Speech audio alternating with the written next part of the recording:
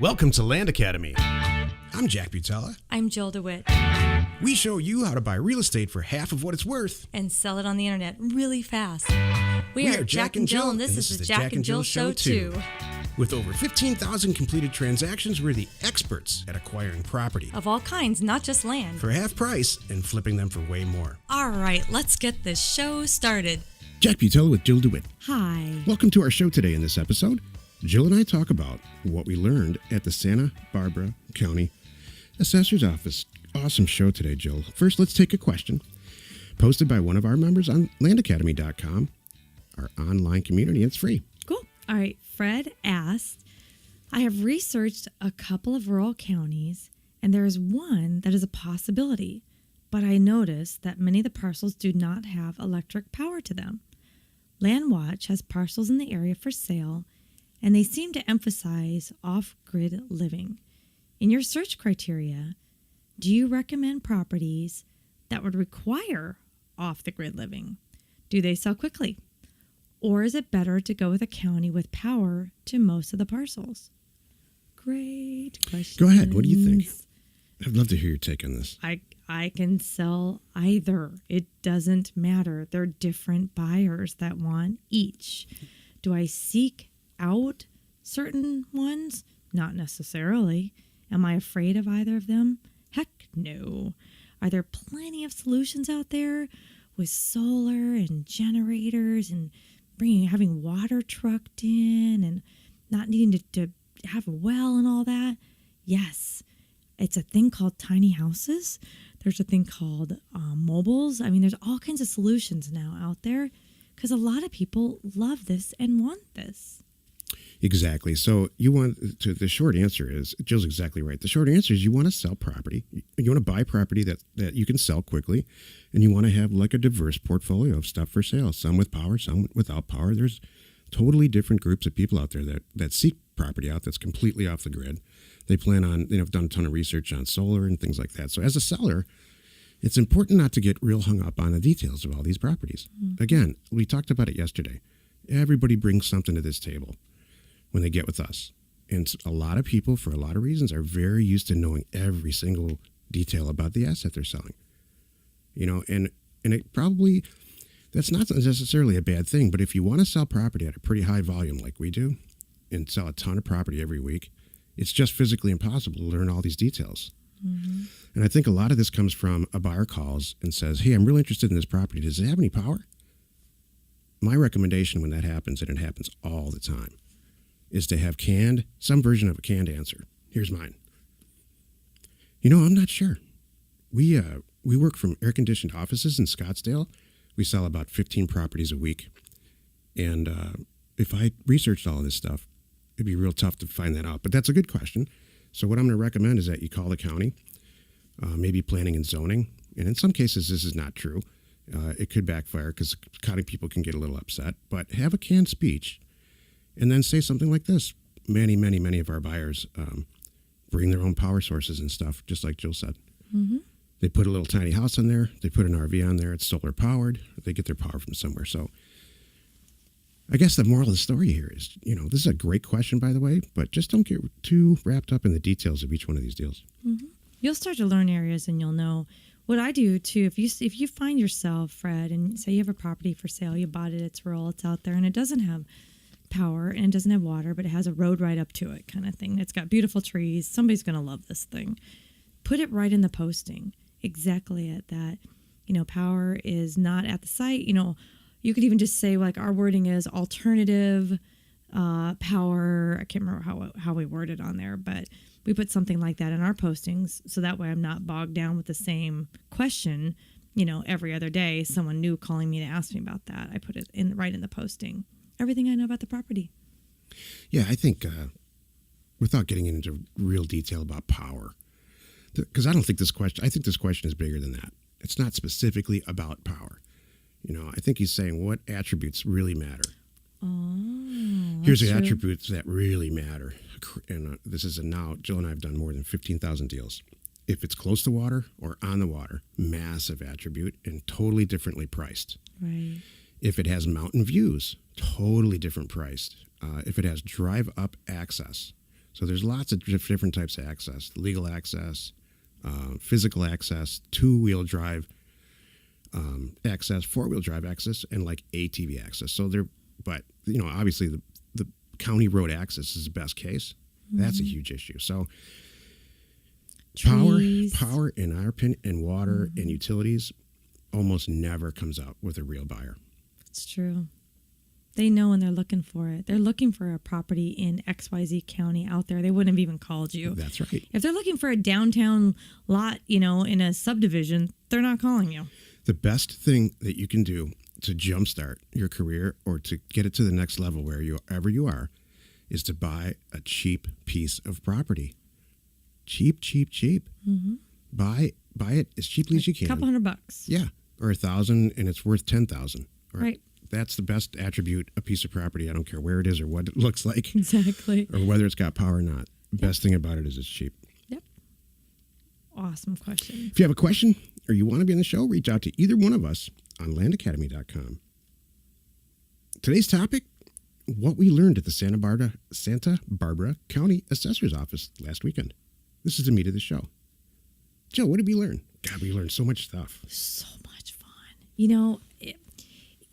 Even for us, you kind of get out of the groove sometimes. Jack and I aren't doing as many deals ourselves like back in the day when it was just Jack and I handling it all. So you kind of lose a little touch sometimes about what's going on in the day-to-day operation. So Jack and I happened to be up in Santa Barbara County for some other reasons, meeting with some people, and we thought, you know what? We're going to parlay this into, let's walk into the county and do some of our stuff in person. Why not? This would be great. So we did. And we walked in with the treats and cupcakes and walked out with maps and data. And we just had so much fun. And, it was so cool, too. I think that the people at the county were a little bit happy. Well, they were happy, definitely, and surprised at us walking in. It was very cute as they're trying to explain a few things to us, about some of the questions we were asking, and they're kind of looking at us like, boy, how do you guys know all this? Yeah. It was really kind of funny. And it was cute because this particular county, it's the county assessor and the recorder in the same place. So it was kind of get bang for your buck there. But Jack, what was your big takeaway? My takeaway was this.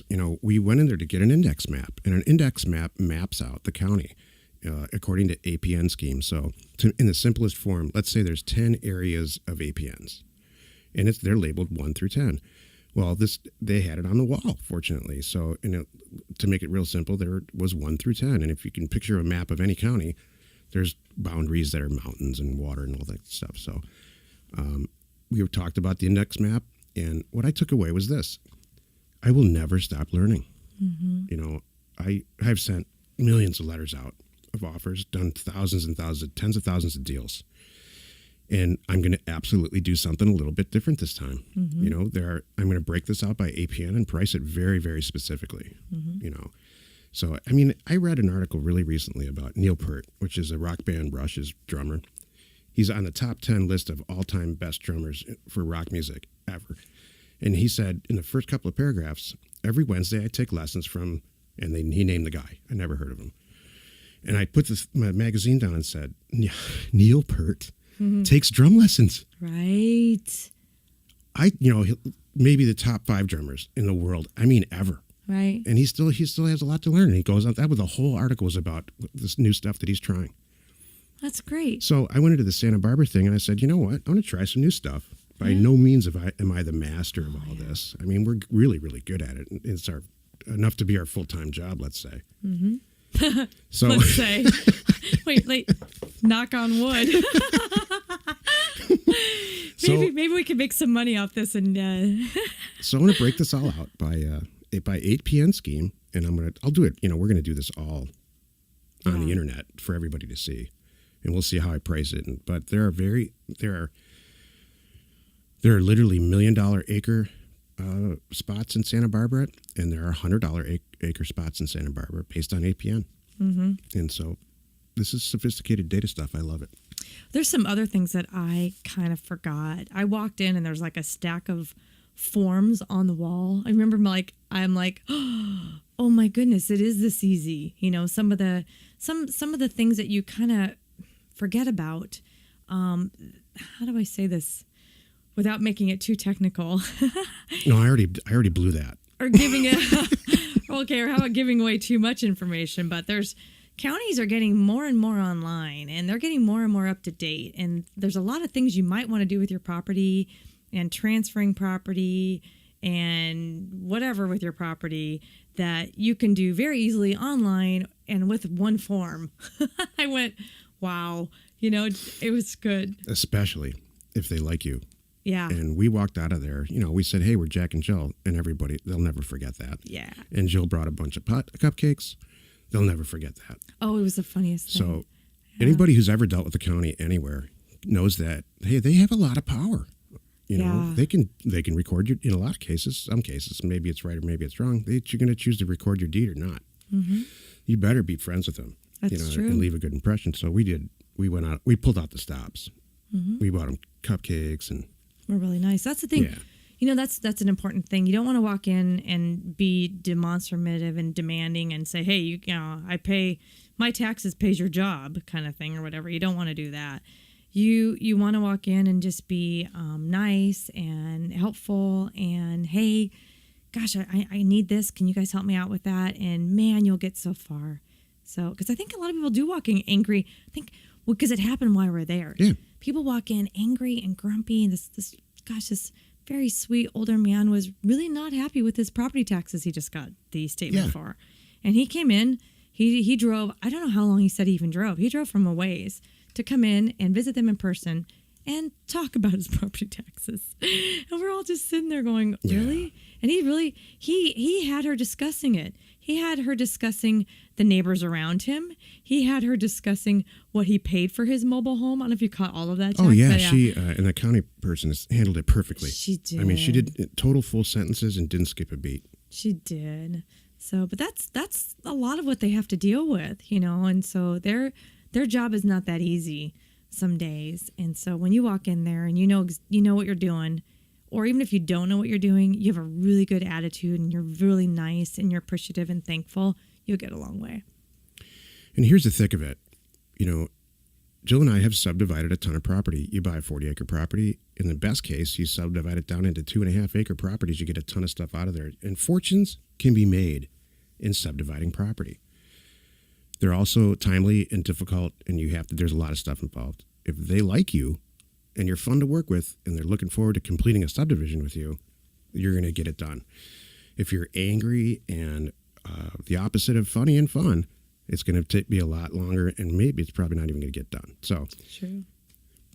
Some subdivisions or some counties are great for subdivisions and splits, and some aren't. And it's shocking to me that there's no real rhyme or reason to which one is which. Mm-hmm.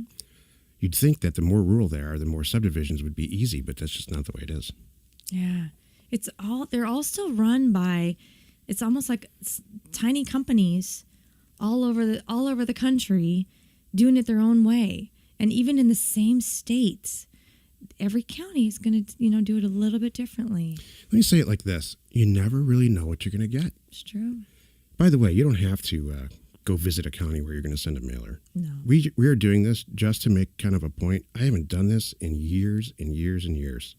But I'm doing it because we're filming everything, and I want to make a real specific point about how data can work. And at the end of it, we're going to make several $100,000 on. I would think several $100,000, mm-hmm. if not clear $1 million, mm-hmm. on one or two mailers. And we're going to document the whole thing. Yeah. That's the whole point. We're documenting and showing every step of the way what we did, so everyone can see what is possible. Exactly. Join us in another episode where Jack and Jill discuss information that's me and inspiration that's me to get just about anything you want. We use it every day to buy property for half of what it's worth and sell it immediately. You are not alone in your real estate ambition. This is going to be a blast. Oh, yeah. We're getting massive feedback on how valuable this is from a lot of people. Oh, even our people that are already, they're in our world. It's just kind of confirmation too. Sometimes, okay, I'm doing it right. Yep. Okay, I did that right. Oh, this is what I should be looking for. All that good stuff. Within this business model, there's tons of little subsections. Mm-hmm. I use the words niches, but Jill doesn't like me to use that. I don't know why. Why don't you like the word I do niche? like that. Oh, no, that's okay. Like niche. Yeah, I think that's okay. Good. Yeah, niche is like a bed and breakfast, and I think it's cute and sweet, like a boutique hotel. Niche. Yes. I mean, you can buy property and subdivide it, or you can buy the assets and flip them immediately. Yeah. There's lots of little subsections. So a lot of it depends on the county and how receptive they are and things like that. So you have to kind of tailor your little subsection, I guess, when you're as experienced as we are, based on what's going on in the county. Mm-hmm. You can do it by phone. I don't mean that you have to walk in. No, and it's very helpful when you're new. If you're working with a county that they have an online GIS and all kinds of and mapping and things. So I'm not saying that you can't do it, but if you're just starting out, and there's more than 50% are, I would say. So you're safe.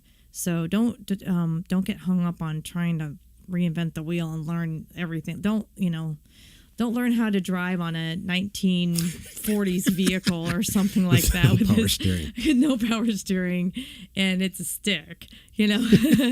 So make it easy on yourself and start off this way, and then that stuff will come. Now, when you get what's so funny? I have a story after this. Go ahead. What? Oh no. I bought this '63 Stingray convertible a bunch of years back, and I drove to work. And there was a woman there working with us who's a lot older than me. And she said, excuse me, in the nicest possible way. She said, I've never been in a convertible in my life before. And would it be possible if we just went to lunch today, or if you just drove me around the block? I just want to, in the sweetest little way. So 2 things happened. I said, absolutely, let's go. I'm looking for a reason to drive that thing around and, get out of work. I was going to say, you burned off the back tires. No. Okay. So the top's down, and we get in there, and immediately she says, "This is messing up my hair." And then number 2, so we cut the thing short because of the hair. And then number 2, we get out and help her out, and she says, "This is like a $70,000 piece of car, but priced car." She says, "This is just a rattle trap. It doesn't even have power steering. It doesn't have power windows. That's hilarious. And it's a manual transmission. Do you know this is a manual transmission?" So my point is, it's all what you see. If you see the value in it and see the data in it, and I love it. Work with who's in front of you. Exactly. You're gonna get out of it what you want. I love it. Information and inspiration to buy undervalued property. We are Jack and Jill, and this was the Cash Flow from Land Show. We are the experts at acquiring property Of all kinds, not just land. for half price, just so we can flip it for way more. And really fast. Thanks for listening. You are not alone in your real estate ambition.